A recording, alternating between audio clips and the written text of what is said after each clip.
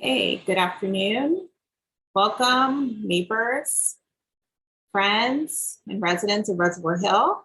Thank you for your patience. We started a little late today, but we are now going to go ahead and start the meeting.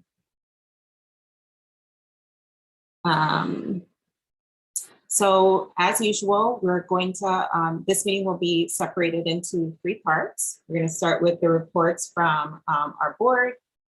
Then we're going to have a discussion from a representative from the consent decree, and then also one of our delegates will join us later tonight. And then we're going to end the night with some just general announcements. Anyone who has announcements or things that they want to share with the rest of the community, please feel free to jump in at that time. Okay, so before we go into board reports, I think, Melda, you were saying that the minutes have been written, they just haven't been uploaded to our website. Oops. Yes, correct. I'm sorry. I apologize for that. Yeah, I'm doing that now.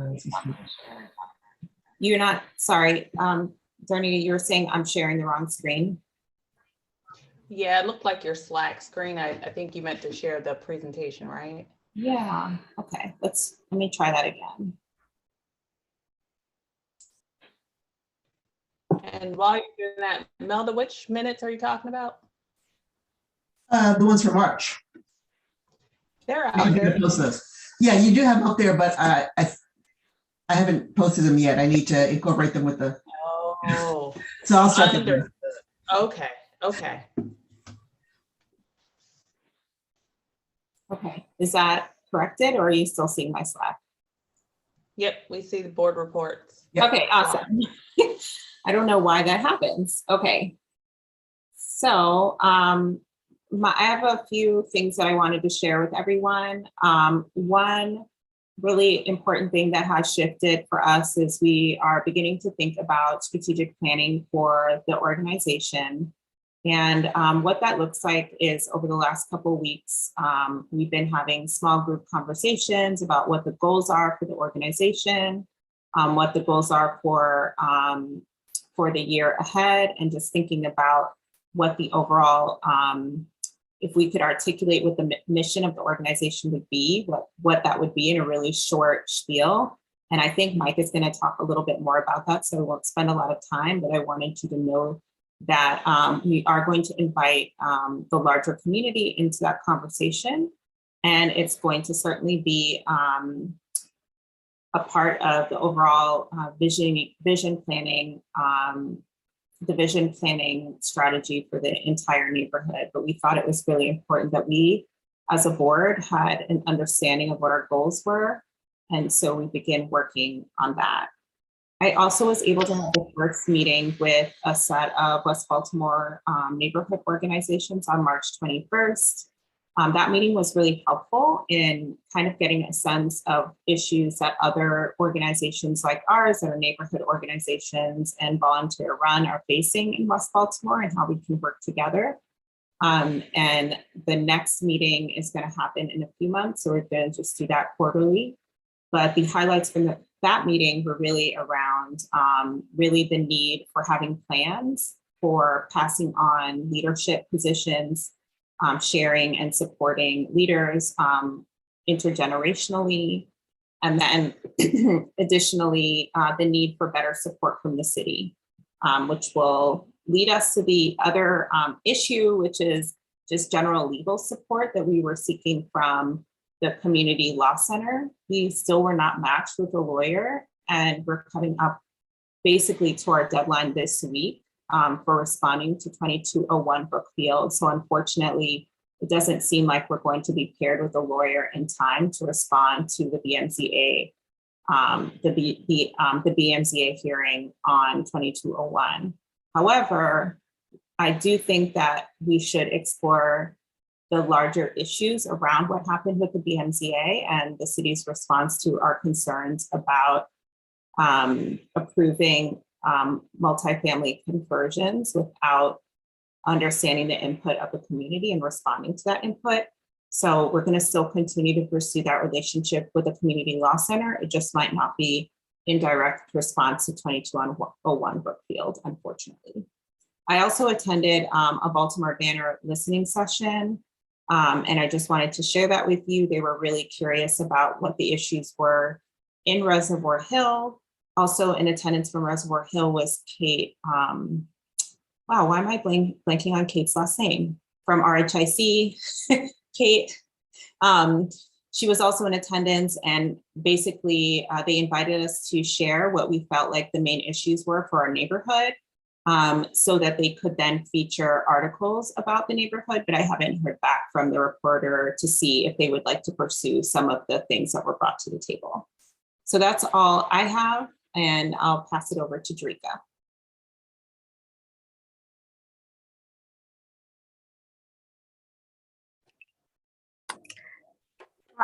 Hi, everyone. I don't have anything at this time. I just been doing a lot of stuff in the community, but nothing of importance. I did meet with Monty Bryant, who was one of the, I guess, who assisted us last year with the Juneteenth celebration. And they are going to have another Juneteenth celebration this year on Father's Day. I think that's what, June the 17th, 16th, 17th, whatever that Sunday is, but it's going to be held in Drew Hill Park. So I think Keondra might expound a little bit more on that one, but that was all I've been working with since last month. Thanks. Thank you, Jericka. Darnita.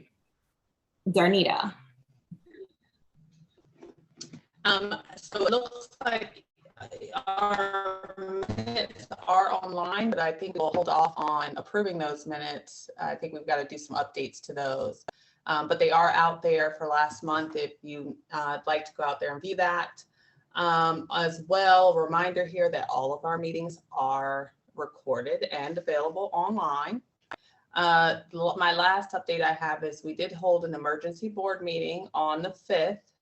And we passed 2 motions to open a bank account with SCU Credit Union, and then authorizing Chet, Keondra, and myself to be the folks needed to open the bank account and sign checks on behalf of the association. And those meeting minutes are also posted if you'd like to read that as well.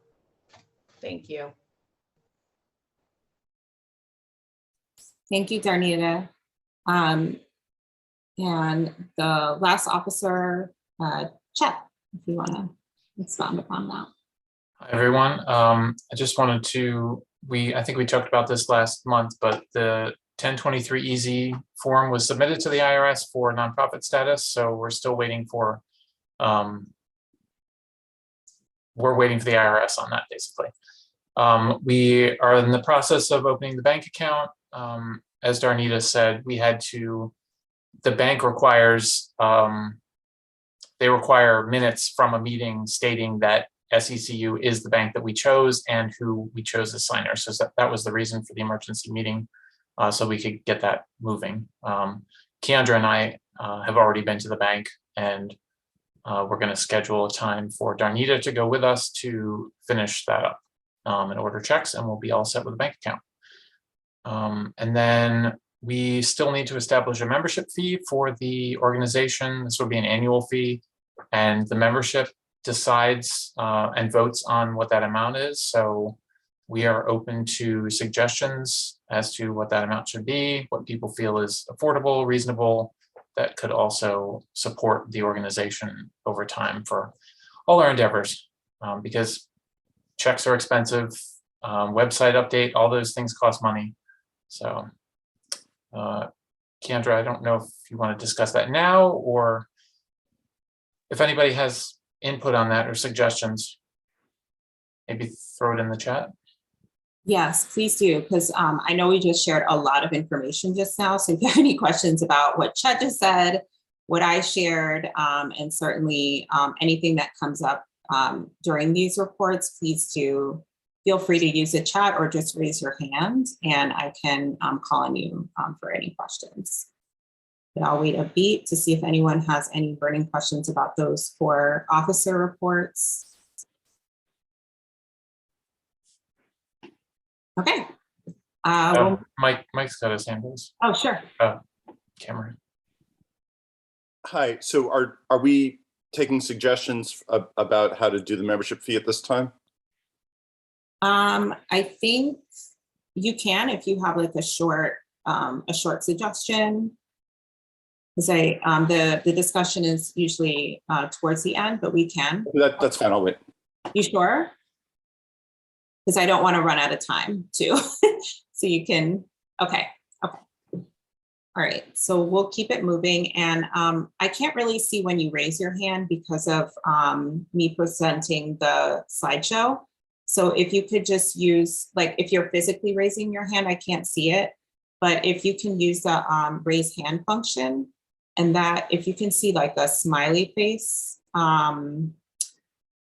actually that is, if you click on participants at the very bottom and you click on that reaction button, then there is a raise hand button and you can use that to raise your hand, and then I'll be able to see it and call on you that way.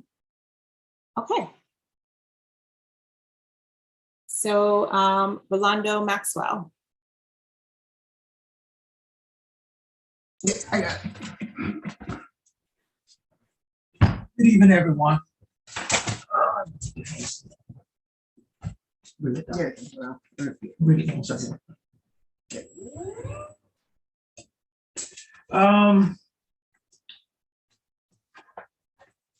Chat, I have several ATP that was submitted that I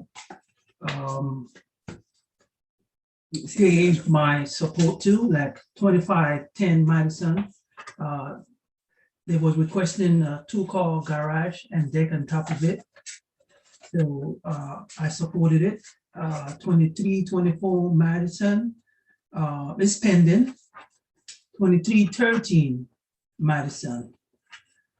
No support due to the fact that according to CHAP guidelines, chain links are not approved by CHAP. Now 2213 Utah Place. Support pending in reference to some windows installation. I just need to know how they want to finish the exterior of the windows. 2500 Utah. No support, but it was approved by CHAP. And that's all I have.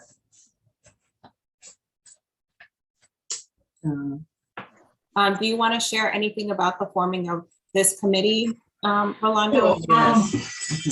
Yes, I'm looking for participant and looking for individual to support me in this venture of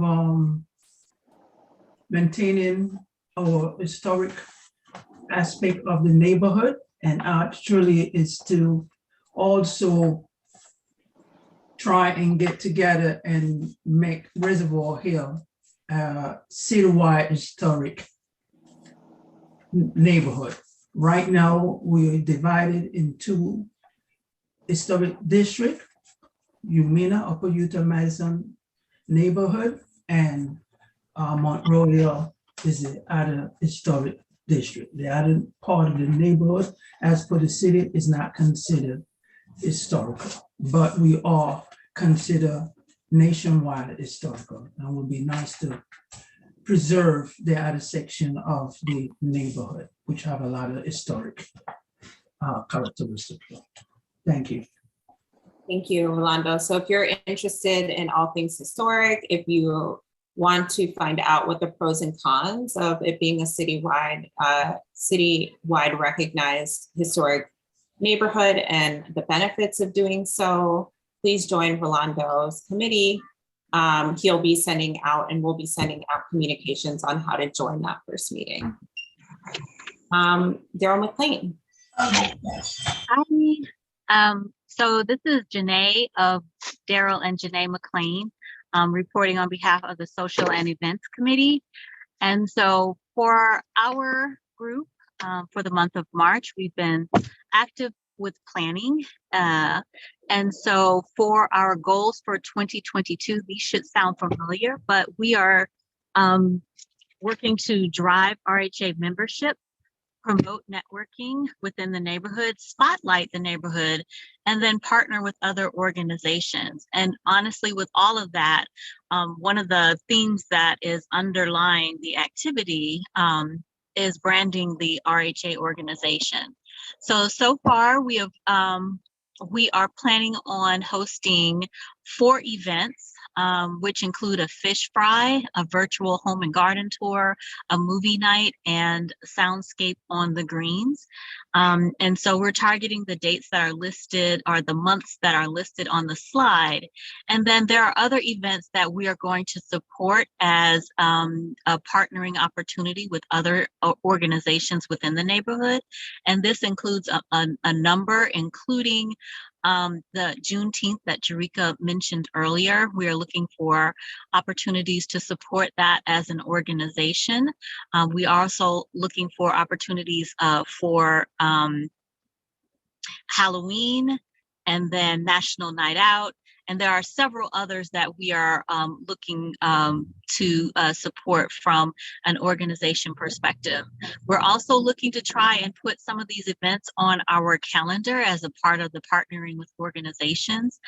So if any of this sounds appealing to you, if you have skills around organization, skills around putting together events, just, enjoy working with others and creating opportunities to network, please feel free and consider joining the social events committee. And you can see the email listed below on the slide. So thank you. Looking forward to moving things forward.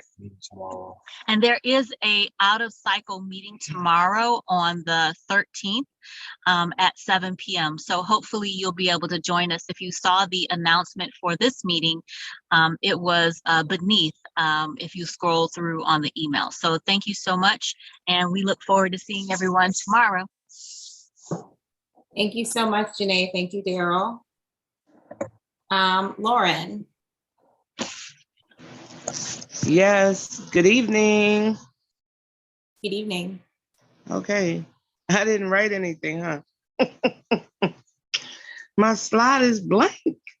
Okay, I'm Lauren Muhammad. I'm the chair of the Green Committee, and I'm really excited to be here this evening. Well, I don't even know where to start. Well, today we had a dumpster day at the Lenox Street Garden and had a couple master gardeners show up and a few neighborhood gardeners from that particular garden who got in and really showed up and showed out. Mr. Rolando Maxwell, he taught himself how to trim a pine tree. It was really exciting. We had a great time. Off that, I have established relationships with 2 schools, Dorothy Heights Elementary and the Leadership Academy for Young Women on Franklin Street. Now, today also, I had a conversation with the gentleman who connected me with the Leadership Academy. It's actually a middle school, high school. So children leave Dorothy Heights, young ladies, and they transition into the Leadership Academy. So it's really a great mix because I'll be able to use a mentor-mentee program.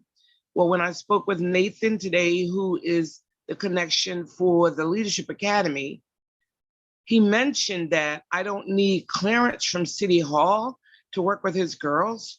He's ready to go now. And he knows that it's a Reservoir Hill Association connection with the Lenox Street Garden. And I want to make it clear on this call. I want people to join the committee not because I'm a master gardener, no, but because we can use gardening as a means and a method to join communities. To get children means they have to bring their parents along.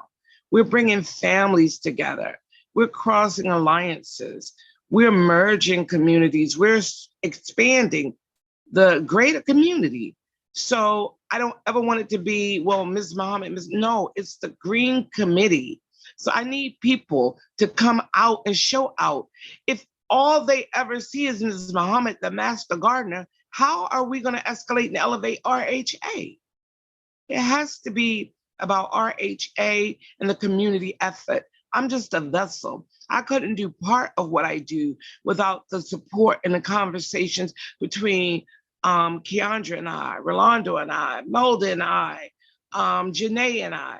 You know, this has to be a collective. So I need people to join the Green Committee so that I'm not the face of the Green Committee. RHA has to be the face that is merging with these kids, that is helping these kids learn sustainability, equity, conservation, food sustainability. Come on, let's go, let's go, let's go. Join the Green Committee. Hurrah, let's go. Lauren, I think we're gonna have to start making you speak first in the meeting to like just change. Suddenly I have all the energy I didn't have at the beginning of this meeting. Thank you for reminding us of the reason why we're all here and why we all joined together. So yes, please join the Green Committee. And at the end of this meeting, at the end of the presentation, you'll see some of the dates coming up for dumpster days that are coming up and other opportunities. But if you want to join the Green Committee, please do email Lauren at green@reservoirhillassociation.org. Mike. Hi, everyone. So I'm Mike Cross-Barnet. I'm the chair of the Marketing Communications Committee, and I'll keep my presentation very brief.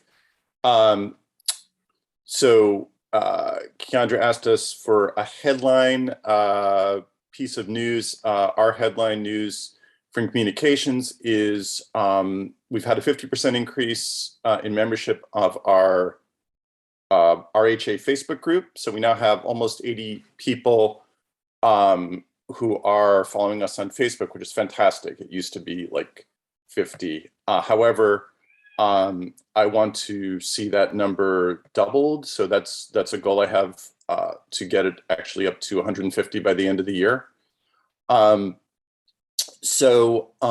priorities that we're working on right now, I just put a few top line ones on there. So we're working hard and at developing branding and messaging strategy for the organization, including going back to the mission and looking at like whether what the mission as currently stated is working for us as an organization, or whether we need to have some tweaks, because the reason for marketing communications is basically to like be in alignment with the overall goals of the organization. So once we're clear about what RHA is all about and what we're supposed to be doing, then what marketing communications is doing will come more into focus.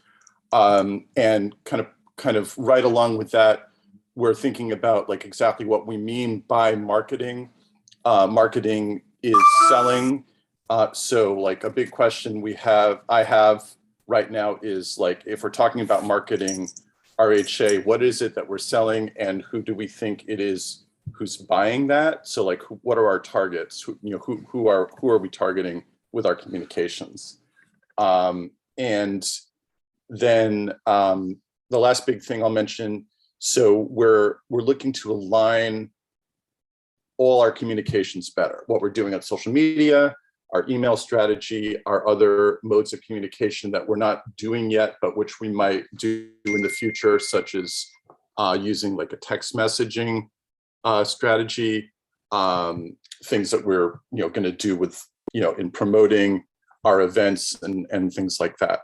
So that's kind of where we are and what we're doing in a nutshell. And if you have any questions about it, feel free to reach out to me. And our committee meets the third Thursday of the month. So next Thursday at 7 p.m. Thanks.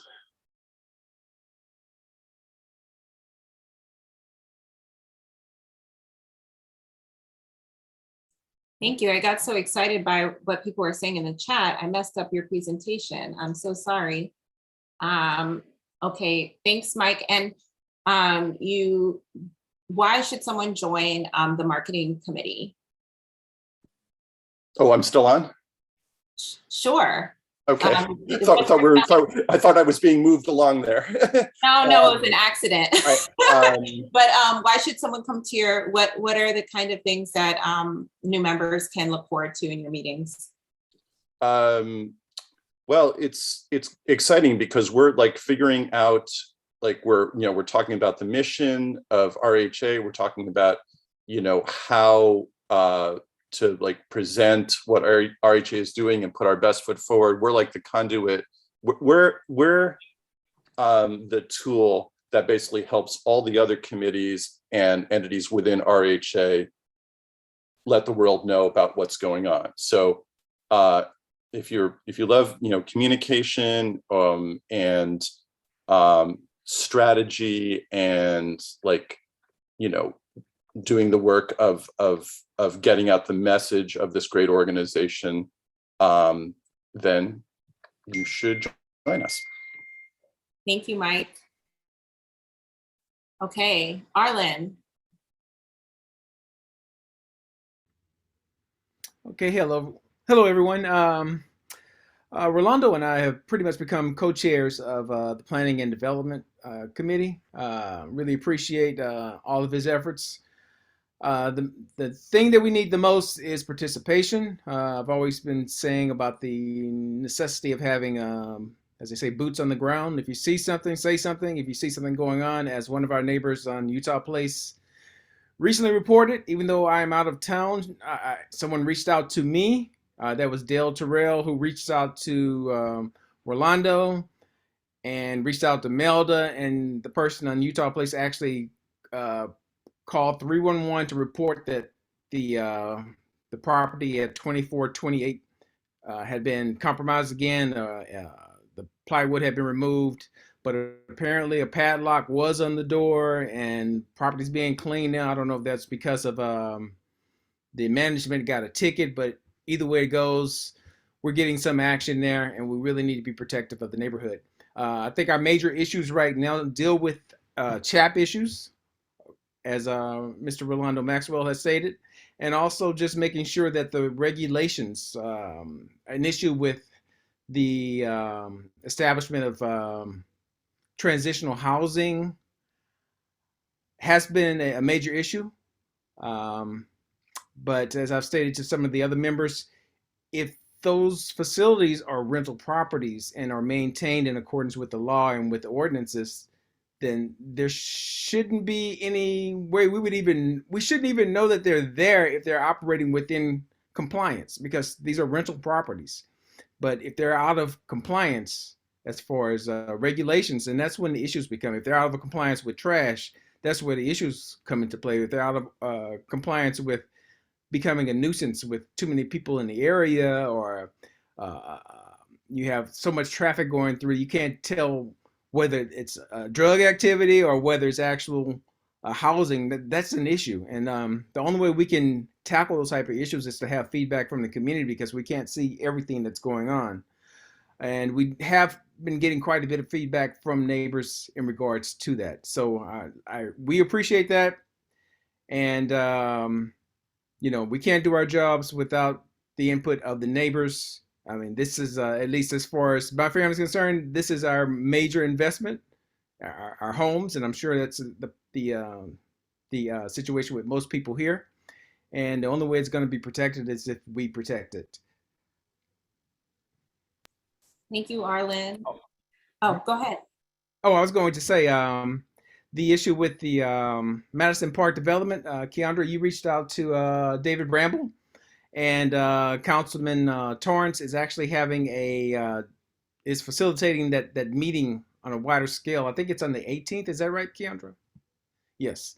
But we haven't gotten the details as to the times yet. But once that comes out, I'm sure Mike will disseminate that information, and we'll make sure we get our presence known there. Thank you, Arlen. And I just wanted to highlight that some neighbors are coming together from Park Avenue, right, to work on the issue of the charging stations, the electric cars charging stations. So they're taking up that issue and exploring options. I'm not sure if they've met yet, but I do know that that was like a subcommittee, or like a working group coming out of PDC that was exploring that issue. So there are lots of opportunities if there are issues that, you know, concern the streets, housing, I think, and sanitation within your neighborhood. All of those things go through PDC. So do join. And if there's a particular issue, like Arlen was talking about the halfway house issue, there's a particular issue that's affecting you and you want to gather with groups of neighbors under the Planning and Development Committee, please reach out to Arlen. His contacts PDC at Reservoir Hill Association, and please do join the committee. Thank you, Arlen. Officer Lee. Good evening. Can you hear me? Yes. All right, excellent. Good evening, everyone. And I promise I won't be long. I'm here also with Officer Gillespie, my partner. We don't have any stats, but for right now, but definitely I will make sure you have them by tomorrow, where you can post them on your community website. And I'm here to answer any questions if anyone have anything that I can answer at this time. Yes. I have a question. From the incident behind on Moore Street behind Utah Place. Can you repeat that for me one more time? Can you report a little bit on the incident that was happened on Moore Street a few weeks ago, kind of behind 2330, 2332, like right around that area? I'm gonna have to defer to Officer Gillespie. Are you familiar with that? Look into it. Just Okay, give me the yeah, address again. I'm sorry, say it again.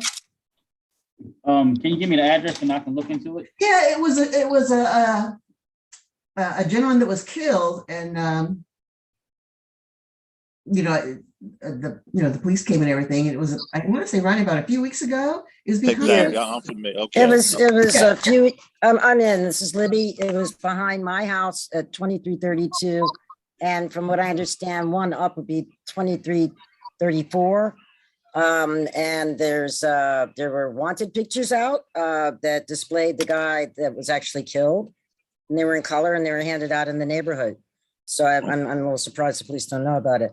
And it was really disturbing because the amount of blood that was just left in the alley. And that's what my concern was when I was trying to, it was obvious like the fire department had washed stuff at some point where it spread. And so the next day it was in clots and streams down. And so when I wet it and started washing it, it was forming a stream going down the alley. And I was so afraid of blood running down the alley behind people's houses and the smell that had come back and all of that. It was just the grossest thing in the world to have witnessed. And I slept through the actual incident. So the aftermath was pretty hellacious and pretty horrible. Yeah, it was. I do believe that Ronnie placed a phone call to right. Yeah, at that time, to find out if there was a way that we could clean that up. But I got most of it. That's why I think you were asking me to send you a picture. But what I was worried about was the stream that was coming from like the middle of the block, my house, all the way down to North Avenue. And if it dried again, there's just the health hazard and really the nastiness. And what a way to leave your essence in an alley. That was sad. Okay, so in the event, and we pray that doesn't happen again, but if it should happen, you would give us a call, or you can dispatch the fire department that will come out and clean it up. I wouldn't advise that you actually clean that up or attempt to clean it up, because we don't know what in the world is in that blood. You don't want to come in contact. That's exactly my thought. So I didn't have it hit my feet or anything like that, but that's what I'm talking about, it rolling down the alley. I used some detergent, but I didn't touch anything. Right. Yeah. I appreciate that. Yes, ma'am. So, and I am aware of that incident. So I cannot discuss that over the phone or on the Zoom, but if you will, I give you my number, and definitely I can give you what I can give you for whoever want to know, but I'm not at liberty to put that out over a Zoom meeting. Okay. Okay. So what I'll do, I'll put my number in the chat room. So if anybody, any clarifications, misunderstandings, or anything needs to be known, I'll be more than happy to discuss it. What I can discuss, I can put it that way. Thank you. I heard another voice responding to that. And Officer Lee, yes, please can you put your email and your phone number in the chat for everyone? Yes, ma'am.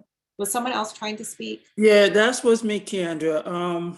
I was just wanted to inform Officer Lee that I did make a 311. Actually, I was transferred to the fire department, requesting for them to come and clean it up. Unfortunately, the dispatcher did not gave the proper information, so they actually came out for oil spill and said they did not have anything to do with blood, and they advised us for me to just use some bleach and clean it up if it was disturbing to me.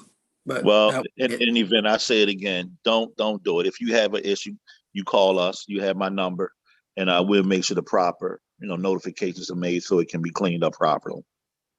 Okay, thank you very much. Officer Lee. I'm listening.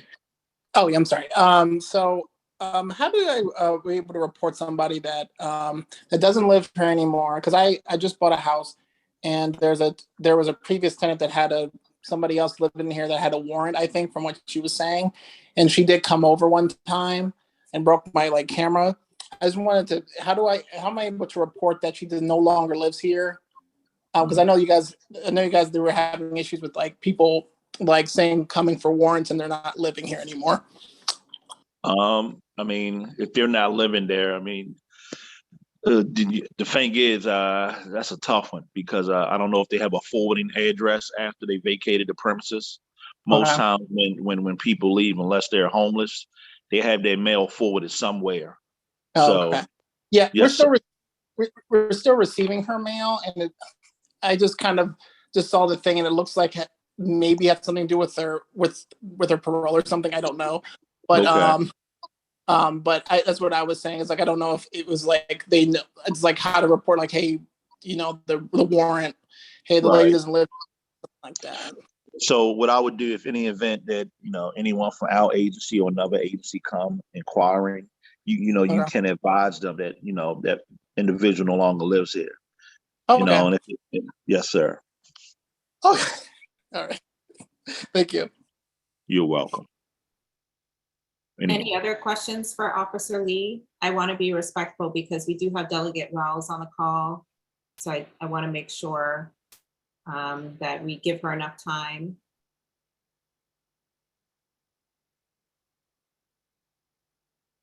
Okay. Okay. Thank you, Officer Lee. And Officer Lee's phone number is in the chat. It's 443-695-7145, just in case when people are calling or watching this when it's recorded, they also have access to your phone number. Okay. That's Officer Gillespie, but I'll make sure I put. Sorry, Officer. That's all right. That's no problem. Now I'll be on and I'll do it right now. Thank you. You're welcome. Okay. So now we are going to go ahead and start with our discussion section. And we will actually start with Delegate Wells because I know that we had it in a different order tonight. That first we were going to speak to a representative from the consent decree, but we'll start off with Delegate Wells.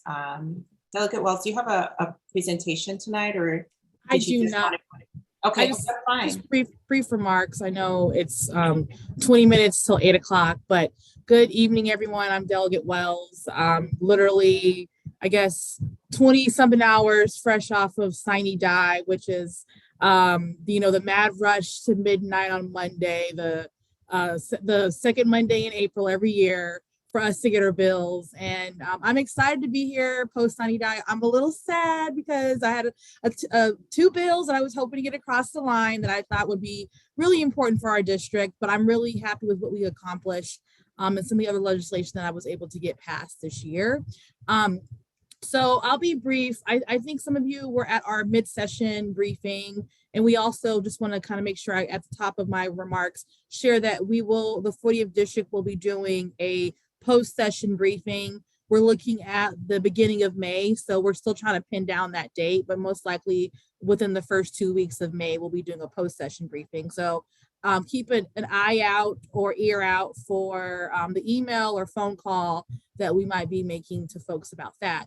But a couple of things. So this year, this is the end of my first term, my first 4 years in the legislature, and I'm really proud of a lot of things that we were able to accomplish. This year, we were finally able to get paid family leave. We were finally able to get that passed. That was a really, really big lift. We were able to work as a House and the Senate to get that bill passed. That was a big bill that Senator Hayes, he's been championing for, I think, his entire time in the legislature. So he's going on, I think, year 8. So we were able to get that bill out. Other bills related to reproductive rights and making sure that women that are expecting have access to health care and necessary health care regardless, that is required while they are pregnant and while they are dealing with all of the necessary medical decisions that happen when you are pregnant. And also we were able to get some bills passed around juvenile justice. One thing that's really important is the Juvenile Interrogation Protection Act. And so we have, there had been situations in where juveniles were being interrogated without their parents or guardians being notified. And, we know of some high profile cases nationally where young people have been, I guess, taken advantage of in some ways in terms of the criminal justice system. And so trying to provide some protection. Obviously, it's important that we hold people accountable, but we also, our justice system is supposed to be just and fair. And so that's something that's really important. So just a few things that, there's a whole lot of things we got done this year. We had Climate Solutions Now, which really looks at helping us provide a environmental justice approach, but also making sure that we're taking care of and addressing a lot of the climate solution challenges, reducing our emissions. A big focus also on trying to reduce increase the efficiency of our buildings, especially public buildings, so our city and our state facilities. And so that's, I think, will be an opportunity, especially for jobs specifically. So we have a little bit more work to do in terms of making sure that the construction and those jobs that will be created, those are good jobs. But in terms of setting the standard, that's what we accomplished this year. Just a few things that I carried is a bill that would provide the Baltimore Department of Transportation the opportunity to utilize an alternative road engineering study. So I know a lot of conversations I've had over the years is that, folks talk about how the speed limits, and especially some of our side artery streets that are kind of residential, but also still arteries for the city, how a lot of those streets, the speed limits are way too fast, but also, unfortunately, the current method requires a very costly engineering study. So this legislation enables the city to utilize, currently they're establishing their complete streets model, which is a very thorough model, and it's one of the first in the nation. And so it would allow the city to be able to utilize an alternative model that is still very rigorous. Just to be clear, the city will not be, using this model to be able to adjust speed limits, at the whim, but it's still a rigorous model, but it will help calm our streets and help make them safer for cars, for pedestrians, for our children. And so for folks that have to navigate the streets that are not always in a car. Another piece of legislation that I was able to get out is a bill, HB 1200, which would require for any project that needs a permit from the Maryland Department of Environment, it would require them to provide environmental justice screening. So it would, at least this is the first step in us being able to really utilize environmental justice in the decision factoring process.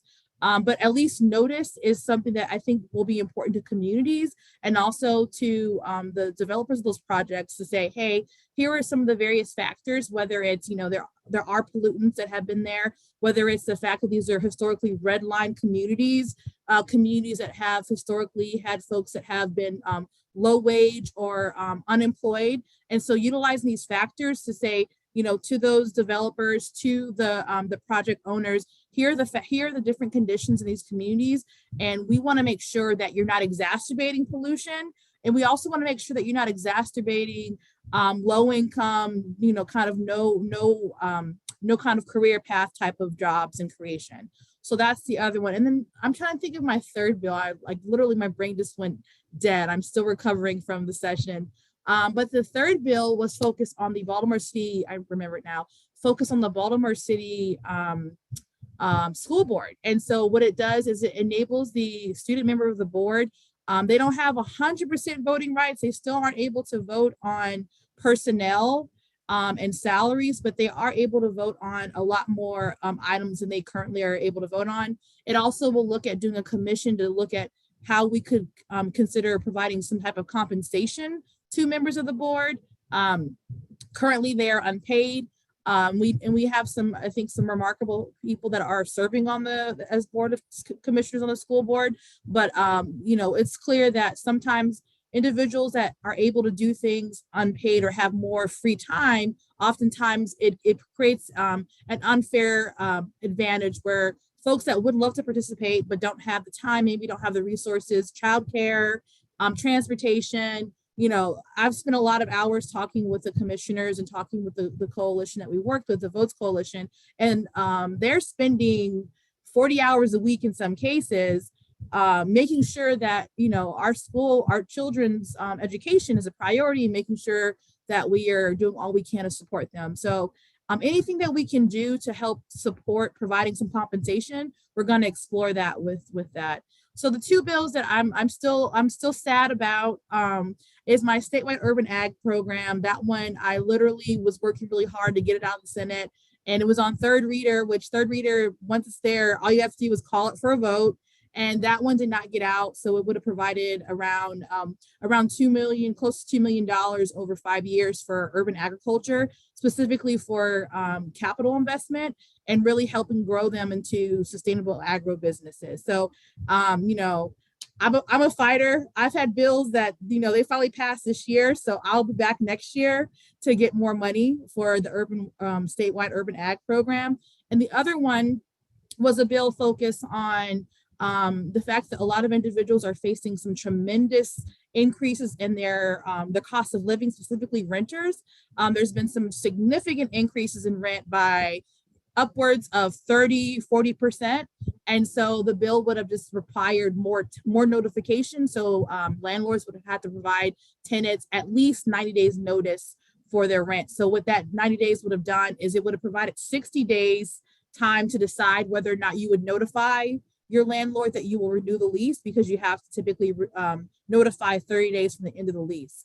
So it would have done that. So I was not able to get the vote in the JPR, which is this Judicial Proceedings Committee in the Senate, but I will continue to focus on improving landlord tenant rights and also increasing access to affordable housing for everyone across the board. So those are just a few things. So I'll stop there.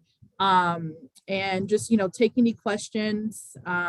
We just ended last night. So, I already started talking to my staff about what to do next year. We're like, okay, maybe we should just take a break and regroup. But I'm happy to answer any questions from the audience. But thank you for having me as always. Well, thank you so much for coming. We invited all the delegates to the meeting, and Melissa Wells was the only one to accept our invitation. So I just want to really thank you for showing up tonight. I know you must be exhausted. We have a lot of hands, so let's try to keep our questions to a minute if possible. We'll start with Rolando. Good evening, Delegate Wells. My question is in reference to your environmental bill. I didn't get the number, first thing first. And the next thing is this: does this bill is only above ground or also include below ground environmental issues? So this bill, it does not target like specifically what the project is. It targets anything requiring a permit from the Maryland Department of Environment. So most, and I think I know what you might be getting at, but most projects of significant scope whether it's above ground or below ground, typically they require permitting and MDE permitting, and that typically also requires an environmental study. And I have to take a look at when the bill goes into effect. I also want to be mindful of that because most bills go into effect in the fall. I have to double check when this goes into effect. Some go into effect emergency. This was not one of them. And then some go into effect in the summer, but I will double check while we're talking and I'll see if I can see the effective date. So are you, okay, I'll let someone else pass. Go ahead, ask if we have more time. Okay, Arlen. Yes, Delegate Wells, quick question. The big issue that we have in the area right now, I think also in Baltimore City as a whole, is that you have so many people that are actually land banking properties, and a lot of these people that are land banking the properties are paying lower taxes than the actual residents in the neighborhood. I don't know if that's in your scope of activities, but please take a look into that. So one day, whenever you move up to where Senator Hayes is now, we'll have an effective voice to address that. Yes, no, that's actually, I'm happy that, thank you for sharing that, because that was one thing that we were starting to just kind of throw around earlier today was land banking, community land trusts, and thinking about what, what those things are. So I'd love to work with you more, just to see how that can be an effective strategy, but also making sure that we're taking care of individuals that are, these are the homes that they're investing in. There were several bills I did pass. I do want to say my colleague and my seatmate in the 45th district, Chanel Branch, she had 2 bills that focus on, and there was some more, but these are 2 that come to mind that focus on providing reprieve for our property taxes. So that's another piece of the, we've seen the cost of living going up for renters, but also for homeowners by way of the property taxes. And so she had 2 bills. One was about notice, meaning I think her bill was if it's going up by more than 10%, that they had to provide notice at a certain time. Forgive me, I don't have all the details right now, but I know that we'll talk about this at the post-session briefing. And then another one that said for property taxes that if you are involved in a payment plan, that your home is protected from tax sale. So we have a lot more to do when it comes to that. I'll say, when I talk to my colleagues, I think over 4 years, I've been very fortunate to build a good rapport with my colleagues on other committees. And sometimes the tax credit initiative, they really do move slowly because I think there's a little bit of calculation about, well, if we offset that tax, what's the impact on revenue?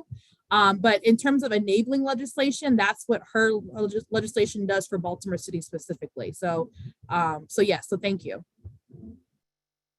And Rolando, the bill I told you about, it's effective October 11th, 2022. And I'm going to look up the one on the paid family leave.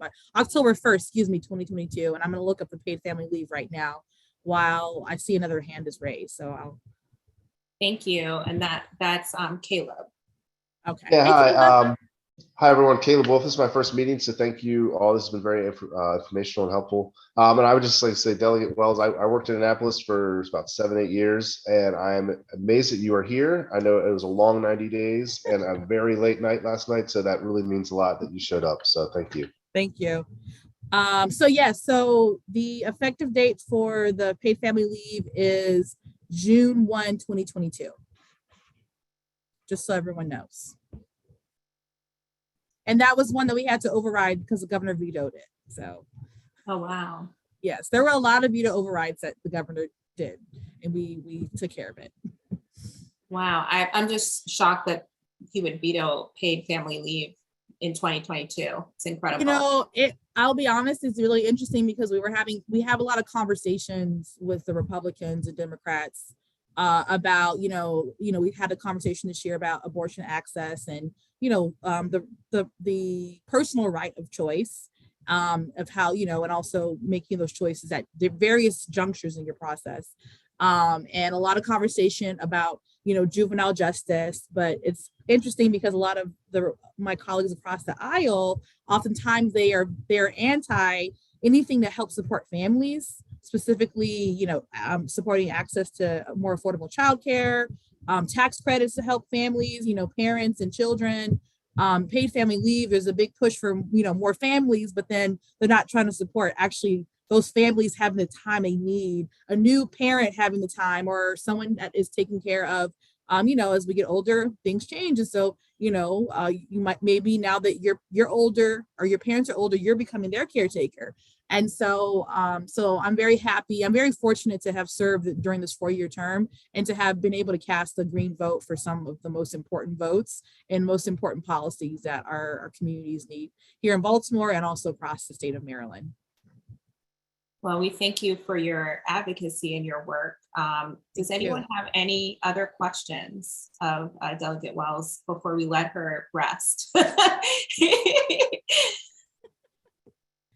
Okay. So you said that there was going to be an end of session briefing that we'll all be invited to attend? Yes. I think we're circling with like May 3rd, but we'll confirm that. We're still trying to pin it down, but around the 1st of May. Wonderful. So everyone can kind of take in all the information you just got, and during that briefing, you'll hear even more, but I'm sure there'll also be moments to ask questions if you have additional questions about that legislation. And then just one last thing I wanted to say that, and we'll talk about it there, but we brought back millions in money to the district, money for Druid Hill Park, for this, the large redevelopment that they're supposed to be doing. We brought back money for a lot of, not necessarily just impacting Reservoir Hill, but other parts of the 40th district. And we've really been intentional about trying to make sure that we're directing dollars to the communities that have not always had the most support. And we're really trying to make sure that we're a loud voice and effective voice in terms of, working with our colleagues on appropriations and budget and tax to get those dollars. So we'll talk more about that at the post-session briefing.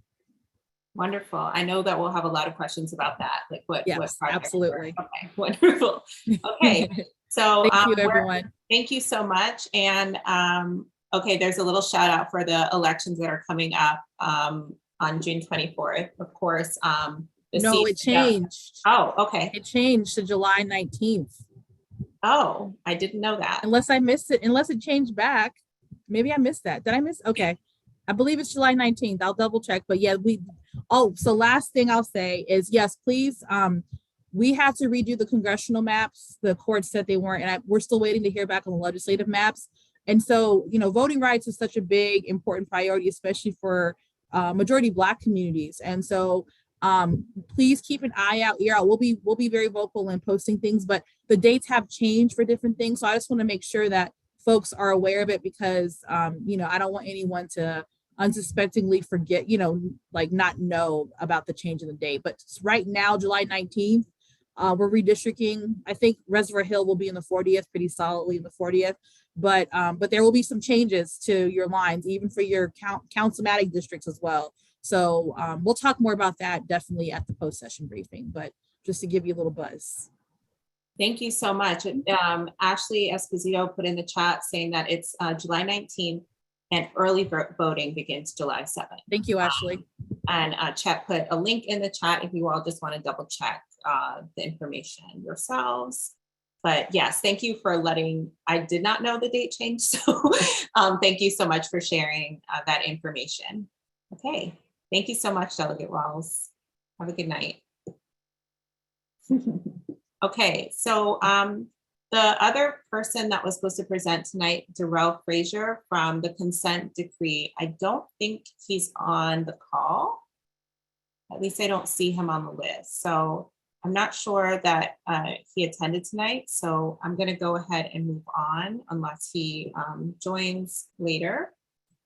So the only things that we wanted to share for the rest of the evening, I don't want to keep you all much longer, is some upcoming dates that you all should be aware of.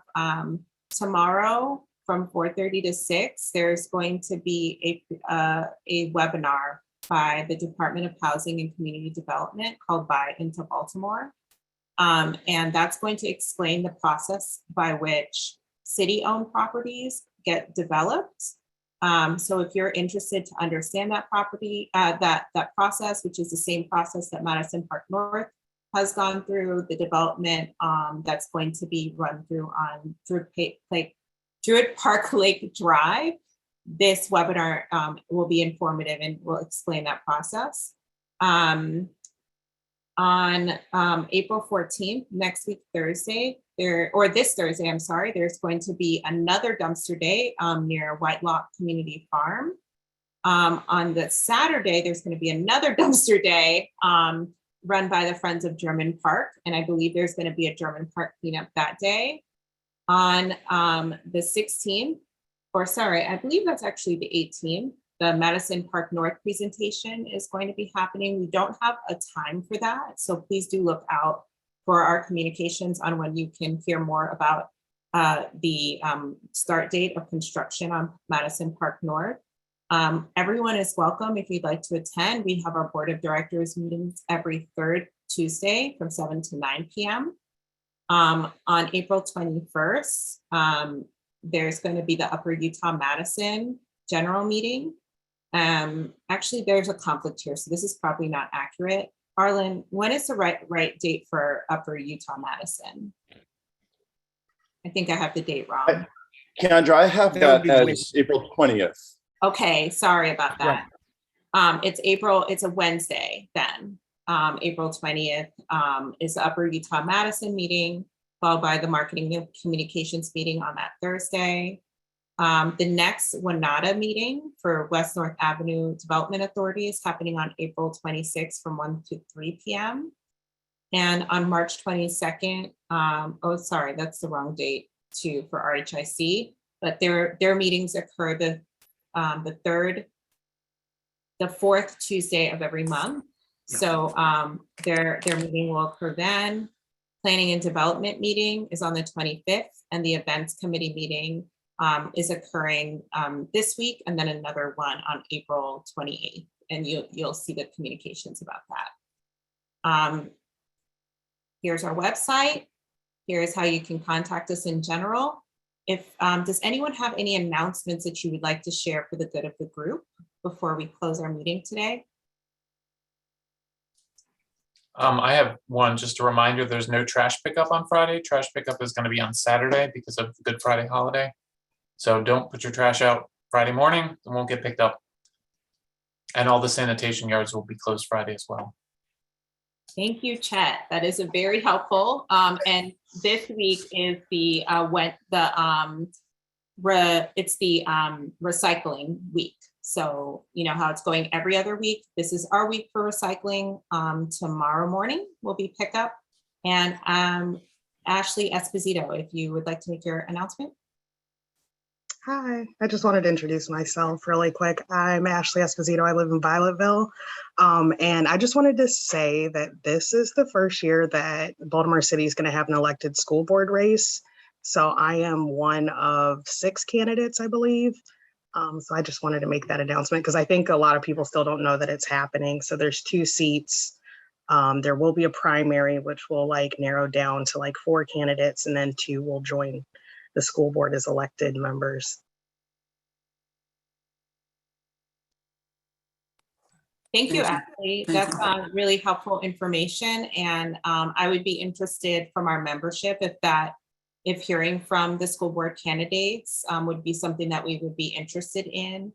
If you can email me or the board so we can figure out how we would like to discuss that, because I know that change in the way that the school board is structured is something that we should be aware of and understand the impact on schools. So I think that's something that the board and the general membership should discuss and decide how we're going to approach hearing from candidates in a group setting. So thank you for sharing that with us, Ashley. Any other announcements?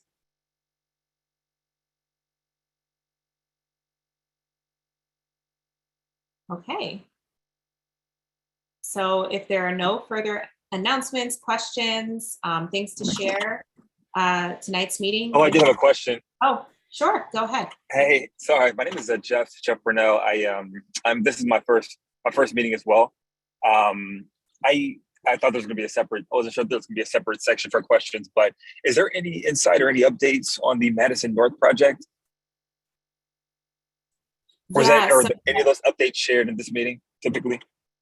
Yes, we actually emailed the head developer whose name I'm blanking on. Someone please help me out. Brambles? Yeah, Okay. David Bramble. I reached out to David Bramble last week and he was very forthcoming and willing to present to us. However, Councilman Torrance has worked on creating a presentation for all the, I guess, neighborhoods connected to the development, and that's going to happen on April 18th. We don't have the Zoom link yet or the time, but as soon as we have that information, we'll send it out to all of our members and we'll probably share it across social media because it's a very big development for the neighborhood. But that's all that we know. We don't know. We were wondering like when construction was going to begin, how long it was going to take, what the holdup has been, but we don't know anything. And they basically said they were going to share that on April 18th. So that's okay, great. I'm really excited about that. Okay, cool. No problem. Any other questions? Hi, I'm Dawn Purnell, and new the first time to to this meeting, and I just wanted to know if we wanted to partner with RHA because we live here, or just involve ourselves more. Do we just reach out to that general RHA? I think there was in a group chat, like I think in the chat, there's a general email that we reach out to, or do we just reach out to the specific committees that we want to be a part of? How does that work? I'm sorry. I didn't know if there was like a new membership. I was late, so I missed if there was a new membership beginning. First of all, welcome to the neighborhood. Thank you so much for joining tonight. Anyone who is interested in joining our mailing list and just knowing about the updates and joining committees can go on our website, www. And I'll put in the chat, reservoirhillassociation.org.